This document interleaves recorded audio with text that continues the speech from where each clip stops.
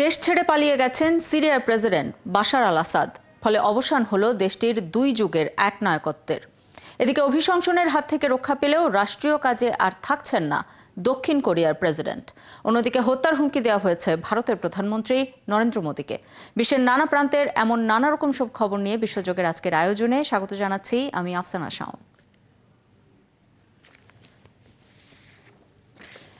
সিরিয়ার president Bashar আল আসাদ পালিয়ে গেছেন। বিদ্রোহী যোদ্ধারা প্রায় বিনা বাধায় রাজধানী দামেস্কে ঢুকে পড়ার পর নিজের বিমান নিয়ে অজ্ঞাত গন্তব্যে যাত্রা করেন আসাদ। তবে পালাননি প্রধানমন্ত্রী, উল্টো বিদ্রোহীদের সহায়তার কথা বলছেন মোহাম্মদ গাজী আল জালালি। স্বৈরশাসন থেকে দেশ স্বাধীন হবার খবরে আনন্দ মিছিল নিয়ে রাজধানীর দিকে রওনা হয়েছে হাজারো মানুষ। সৃষ্টি ঘটকের প্রতিবেদন। এই উচ্ছ্বাস দীর্ঘ 2 যুগের দমবন্ধ করা এক স্বৈর শাসনের অবসানের। প্রাণ খুলে নিঃশ্বাস নিচ্ছেন সিরিয়ার মানুষ। উচ্ছ্বাস প্রকাশের পাশাপাশি স্বাধীনতা নিয়ে চলছে বিভিন্ন স্লোগান।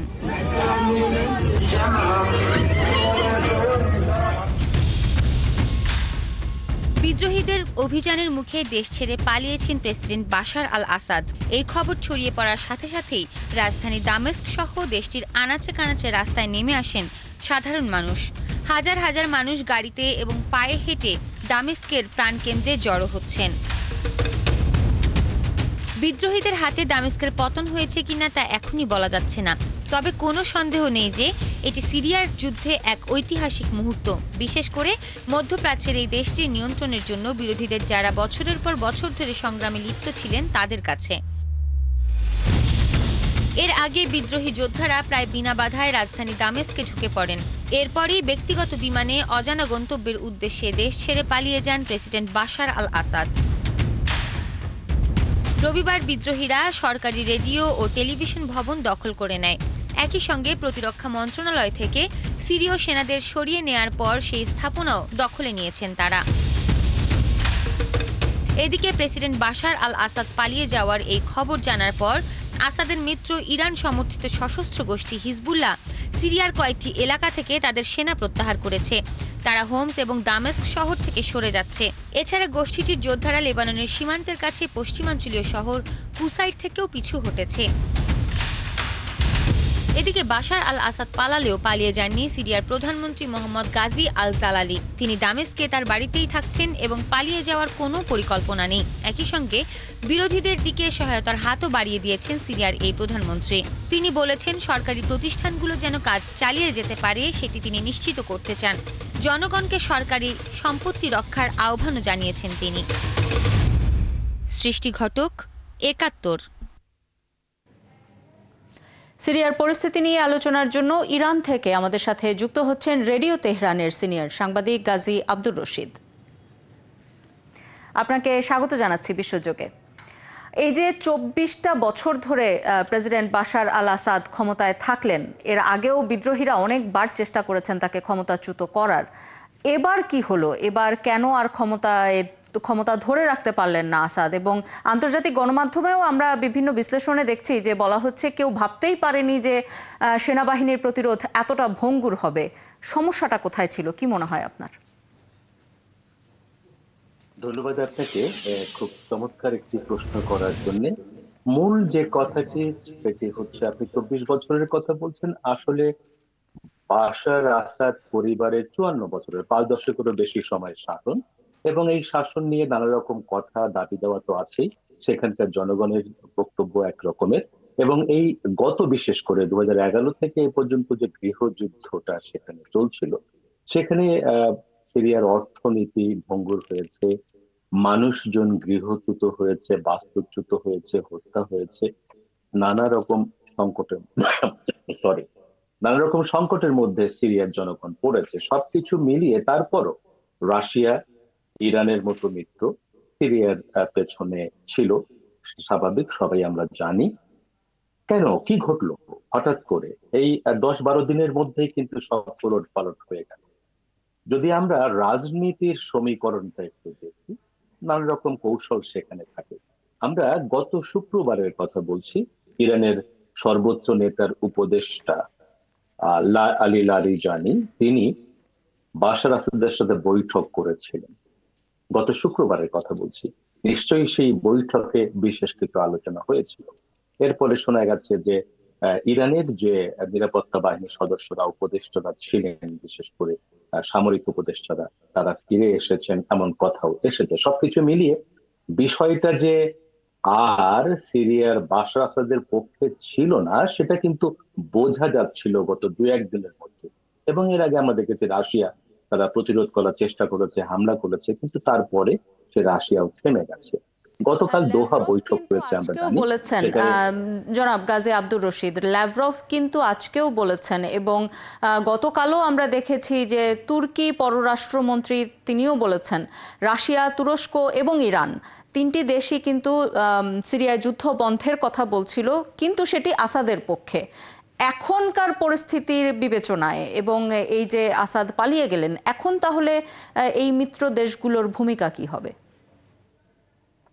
হ্যাঁ, এটা খুব খুব জটিল একটি সমীকরণ। আহ তিনটি দেশের ভূমিকা কি হবে। আমরা গতকালকে যে বৈঠকের কথাটা বলছিলাম, সে বৈঠকে কি আলোচনা হয়েছে সব হয়তো সামনে আসেনি।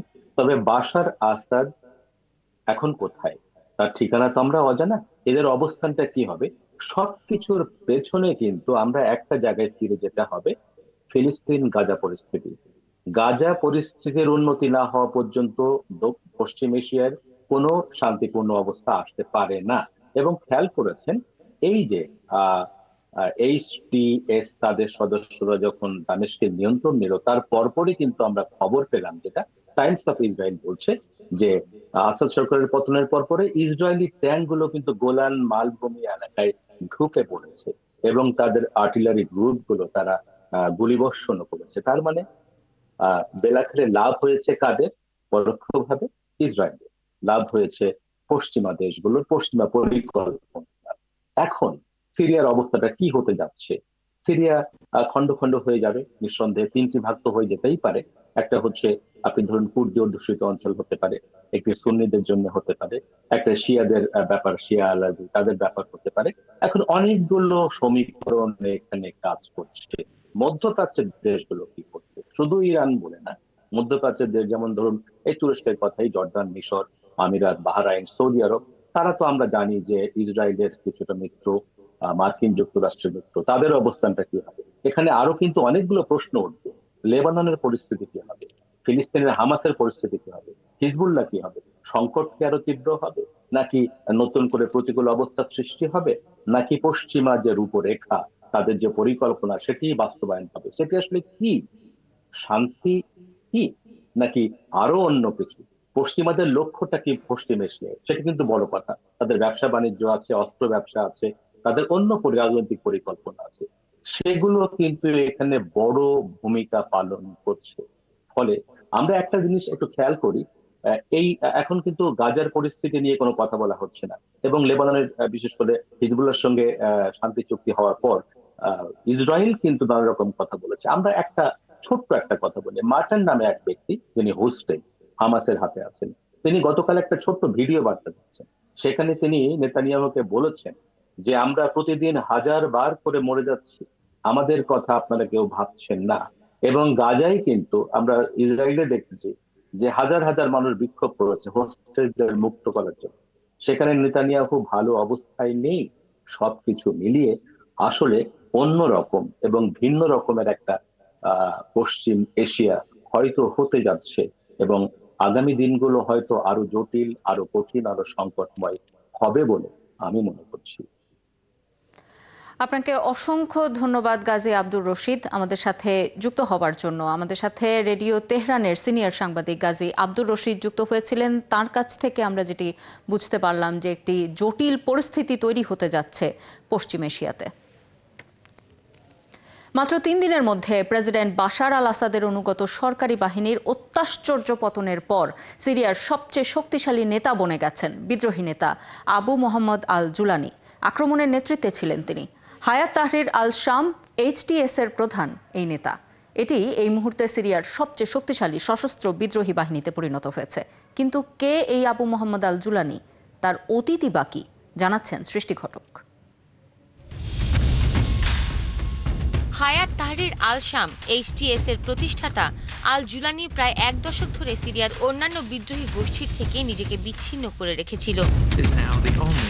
এই সময়টাতে তিনি সিরিয়ায় একটি ইসলামিক প্রজাতন্ত্র গঠনের দিকে মনোযোগ দিয়েছেন। 2016 সাল থেকে তিনি নিজেকে এবং তার দলকে প্রেসিডেন্ট বাশার আল আসাদের কাছ থেকে মুক্ত করার নেতৃত্ব হিসেবে প্রতিষ্ঠার চেষ্টা করে যাচ্ছেন। HTS সিরিয়ান সালভেশন গভর্নমেন্টের মাধ্যমে ইদলিবের গভর্নরেট পরিচালনা করেছিল। 2017 সালে প্রতিষ্ঠিত সালভেশন গভর্নমেন্ট নাগরিক পরিষেবা, শিক্ষা, স্বাস্থ্যসেবা, বিচার বিভাগ এবং অবকাঠামো উন্নয়নের পাশাপাশি অর্থ ও ত্রাণ বিতরণ পরিচালনা করছে। HTSও কঠোর হাতে শাসন করে এবং ভিন্নমত সহ্য করে না বলে জানিয়েছে অধিকার কর্মী ও স্থানীয় সংবাদ মাধ্যম। 2003 সালে ইরাকে যাওয়ার আগে দামেস্কে জুলানির কার্যক্রম সম্পর্কে খুব কমই জানা যায়। সেখানে তিনি একই বছর যুক্তরাষ্ট্রের আক্রমণের প্রতিরোধের অংশ হিসেবে ইরাকে আল কায়েদাতে যোগদান করেছিলেন।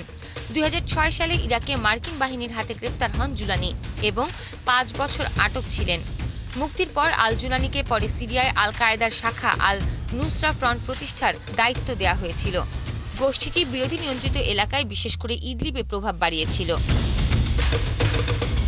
আল জুলানি ওই সময় আল কায়েদার শাখা ইসলামিক স্টেট ইন ইরাকের প্রধান আবু বকর আল বাগদাদির সাথে কাজ করছিলেন। 2013 সালে বাগদাদি হঠাৎ করে আল কায়েদার সঙ্গে সম্পর্ক ছিন্নের ঘোষণা দেন এবং ISIS প্রতিষ্ঠা করেন।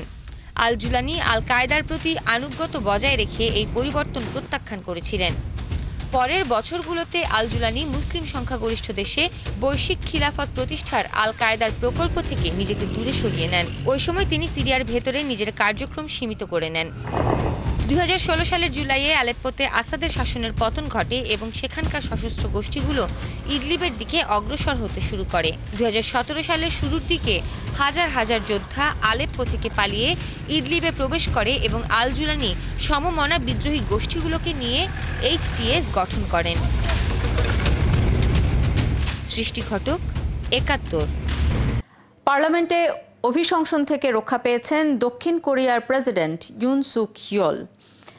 শনিবার স্থানীয় সময় সন্ধ্যায় ক্ষমতাসীন দলের সদস্যরা পার্লামেন্টের অধিবেশন বয়কট করাতে তিনি বেঁচে যান। বার্তা সংস্থা রয়টার্স জানিয়েছে, প্রেসিডেন্টের অভিশংসনের জন্য 200 আইন প্রণেতার ভোটের প্রয়োজন ছিল, তবে ভোট পড়েছে মাত্র 195টি। ফলে তার অভিশংসন প্রস্তাব বাতিল হয়ে যায়। এ বিষয়ে ভোটাভুটির পর স্পিকার উ ওন শিক বলেছেন, দুর্ভাগ্যজনকভাবে পর্যাপ্ত আইন প্রণেতা ভোটে অংশগ্রহণ করেননি।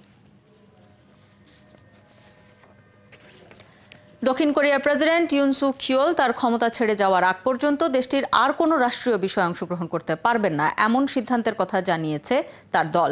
রবিবার পিপল পাওয়ার পার্টির নেতা হান ডং হুন প্রধানমন্ত্রী হান ডাক সুয়ের সাথে এক যৌথ সংবাদ সম্মেলনে একথা বলেন। দেশটির স্থানীয় সংবাদ মাধ্যমের প্রতিবেদনে বলা হয়েছে, ইউনকে তার রাজনৈতিক কার্যকলাপ থেকে সরিয়ে দেওয়ার কথা ভাবছে পিপলস পার্টি। ভারতের প্রধানমন্ত্রী নরেন্দ্র মোদীকে বোমা মেরে হত্যার হুমকি দেওয়া হয়েছে। শনিবার মুম্বাই পুলিশের কাছে হোয়াটসঅ্যাপে এই বার্তা পাঠানো হয়েছে বলে জানিয়েছে দেশটির সংবাদ মাধ্যম। কর্মকর্তাদের মতে, ট্রাফিক পুলিশের হেল্পলাইনে পাঠানো ওই হুমকির মধ্যে একটি বোমা পরিকল্পনার দাবি করা হয়েছে, যাতে দুজন কথিত ISI এজেন্ট জড়িত। হুমকির বার্তা পাওয়ার পর একটি FIR দায়ের করা হয়েছে। এদিকে যে নম্বর থেকে হোয়াটসঅ্যাপে বার্তাটি এসেছে সেটি রাজস্থানের আজমির এলাকা বলে চিহ্নিত করেছে পুলিশ এবং সঙ্গে সঙ্গে মুম্বাই পুলিশের একটি দল অভিযুক্তকে ধরতে সেখানে রওনা হয়েছে। পাকিস্তানের খাইবার পাখতুনখোয়ার 3টি জেলায় সন্ত্রাসীদের সাথে দেশটির সেনাদের সংঘর্ষে অন্তত 6 সেনা এবং 22 সন্ত্রাসী নিহত হয়েছে। শনিবার পাকিস্তানের সামরিক বাহিনীর সংবাদ মাধ্যম শাখা ISPR এই তথ্য জানিয়েছে। বিবৃতিতে বলা হয়েছে, খাইবার পাখতুনখোয়ার থল জেলায় সন্ত্রাসীদের একটি নিরাপত্তা চৌকিতে হামলা প্রতিহত করে দেশটির সেনাবাহিনী। এ সময় সংঘর্ষে 3 সন্ত্রাসী নিহত হয়, তবে এর কিছুক্ষণ পরই সন্ত্রাসীদের হামলায় সেনারা নিহত হন। মিশরে আবারও শুরু হয়েছে গাজায় যুদ্ধবিরতি নিয়ে আলোচনা। কোনো অগ্রগতি না হয় গত মাসে ইসরায়েল ও হামাসের মধ্যকার একটি চুক্তির জন্য আলোচনা বন্ধ করে দিয়েছিল কাতার ও যুক্তরাষ্ট্র।